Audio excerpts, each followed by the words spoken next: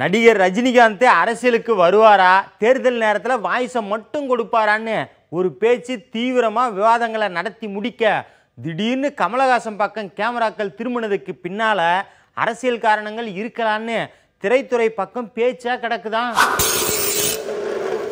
ஐயா, கேளிக்கை வரி விவகாரம், ஜிஎஸ்டி குறைப்பு, தமிழக அரசோட திரைப்பட விருதுகள், சிவாஜி கணேசன் மணிமண்டபம், எம்ஜிஆர் நூற்றாண்டு விழா, இப்படி பல விஷயங்களை திரையுலகம் கூடி பேச காத்திருந்தாங்களாம். இப்போ அரசியல் கருத்துக்களால எல்லாத்துக்கும் முட்டுக்கட்டை விழுந்துருச்சான். பலூன் பலூன் நண்பா, கமலஹாசனுக்கு எதிர்ப்பா கமலஹாசனுக்கு ஆதரவான அரசியல் பக்கம் பேட்டி கொடுக்கும்போது திரையுலகத்துல இருந்து சிலரோட கருத்துக்கள் மட்டும்தான் வந்துச்சு.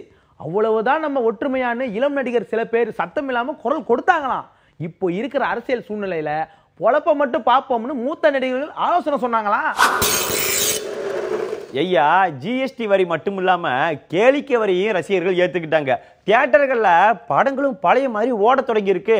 ஆனாலும் வரியை குறைக்க பேச்சு நடத்துவோம், திரைத்துறைக்கு நலத்திட்டங்கள், சங்க கட்டடம், விழா நடத்துறதை பத்தி ஆலோசனைகள் செய்வோம்னு எல்லா சங்கமும் யோசனையோட இருக்காங்களாம். இதெல்லாம் நாங்களாவா சொல்லுதோம், வெளியில பேசிக்கிட்டுதாங்க ஐயா.